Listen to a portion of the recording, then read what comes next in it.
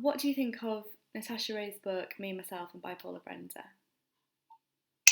I think it's a great story. It just kind of brings to life the kind of experience of people living with bipolar.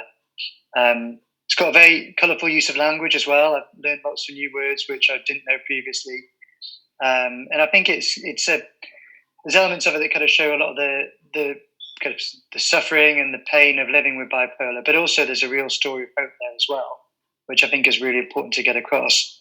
The things that I'm particularly inspired by with Natasha is obviously her kind of real dedication as a mum and how she's really used that as a way of, and her son as a way of focusing, staying well, and also using physical exercise as well, doing all the deadlifts and so forth. She's taken a real proactive approach to staying well and doing it in kind of unusual ways, but real practical ways that other people will be able to relate to and learn about as well. So we've had a good discussion with Natasha, because I know a lot of people are interested in trying to serialize it and turn it potentially into a TV program, and talking about what would the ending be. And I think that's a really interesting question, because especially, I mean, if you ask anyone what your happy ending is, then that's a really difficult answer for anyone to have, and but particularly for people with bipolar as well.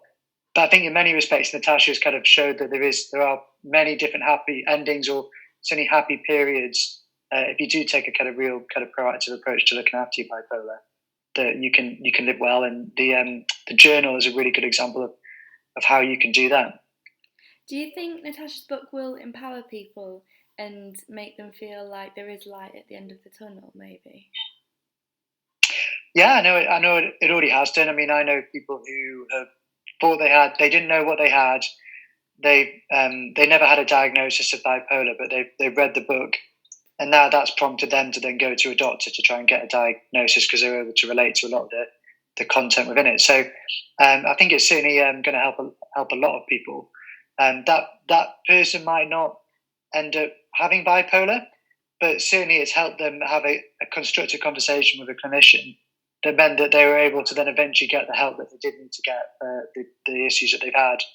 And it shows that, I mean, like, living with bipolar is quite messy, but there are lots of things that you can do to make it easier. And Natasha's provided a really good example of that. Why did you decide to get on board with the Speak Out Like Brenda campaign?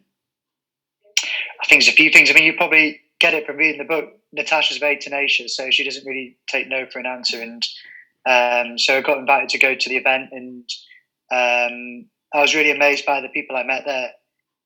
Real kind of diverse group of people, which was really fantastic. And it was really nice as well that there's a real strong northern connection as well. I probably don't get it from my accent, but I grew up in Newcastle, so I know that within like northern cities you have a real strong sense of community. And I was really amazed by all the people who would come out to support Natasha, and that she was supporting as well.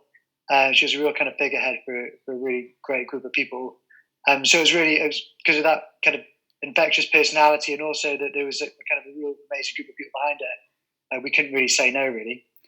What does it mean for Bipolar to be on board, Bipolar UK to be on board with Speak Out Like Brenda campaign? Yeah, so it's a charity. We've been going since the early 1980s, and we've always been around providing a platform for people with bipolar to be able to share their stories and their voice, and to also be able to provide peer support for each other, so that they can people can find their own self-management strategy. So it's really important to be on board in this, because it's a real example of the many different ways in which peer support can work. So we usually deliver it through support groups, over the phone, by telephone, and by our e-community. But certainly by doing it by journaling, and by doing it by Me, Myself and Bipolar Brenda, that's just another way of providing peer support. Someone with bipolar telling their story that's able to give hope and some advice for other people on how to manage a condition. So it fitted perfectly with what we were trying to do as a charity, and it's enabled us to be able to get our message out there as well. So some people might pick up this book, they might listen to some of the audio stuff that you guys are putting together, and that might inspire them to then go on and actually use some of our services, which is what they're there for. So. And you decided to do a monologue from the book. Why did you choose that specific extract that you did? Well, some actors we chose. Please, you say which actors we chose not to use. So we went through them. I didn't want to use too much colourful language, and I think it really does bring it to light. And so that was harder for me, obviously, running a chat to be able to kind of voice some of those extracts. The extract which I did choose, which really kind of jumped out at me, was around the story of hope and self-acceptance, and I think that's really incredibly important because I know a lot of people with bipolar will feel a lot of shame associated with the condition. They've probably done things which they really regret doing, and it's hard to disentangle themselves from the bipolar itself. And a lot of people will lose friends over things that happen when they're in a manic phase or depressive phase. And I thought that extract that I read out was a real powerful example of people having a sense of self-acceptance and a sense of self-improvement, and not being too hard on themselves as well, and to be self-love really, which I think is an undervalued quality. So I think that really kind of resonated with me, and being acceptance of the condition but not being defined by it. I think that was the great message behind it. Definitely. And finally, are you worried that whilst we're in lockdown and the coronavirus pandemic, do you think that might affect a lot of people with bipolar? Are you worried that it might make it worse? Yeah, I'm sure it is making it worse for a lot of people. So, like one of the things we talk about, and I've done it on my Facebook Live clips, is that a lot of people with bipolar, a lot of it's about careful planning and making sure that you don't take on too much stuff, because that can trigger a manic episode. And we're certainly seeing a lot of people, like coronavirus is a major life event in and of itself. You're worried about loved ones, you're worried about yourself. Going into lockdown, not being able to go out is a major life event. And then also people have got the anxieties about work as well. They've been furloughed or they've been made unemployed. Those are all big events coming along. So it's understandably that is going to trigger a lot of people into being into mania.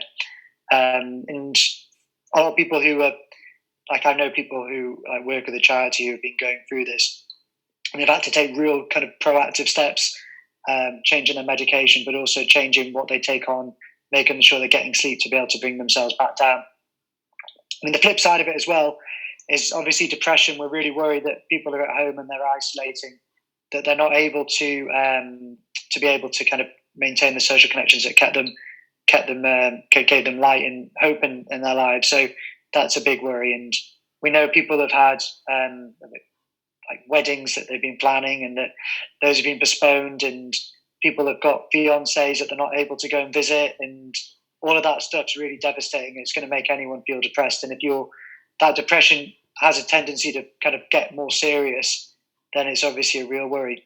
So we're going to do we're going to do a survey, which is going to go out hopefully over the next week, which should be able to record that. And then we're going to get that information and pass it across to the government as well, because I think it's important that they hear these stories, because we don't want an epidemic around a virus and then become a mental health epidemic and crisis as well. So it's really important that we get the balance right. That's a brilliant idea. Well, thank you very much for letting me interview you. Brilliant. Well done, Anna. Thank you. And thank you, Natasha, as well. You're doing an amazing job. Oh, thank you very much. Speak soon. Thank you. Thanks. Right. Bye. Right, bye. Don't forget to check out our new Speak Out Like Brenda playlist on Spotify.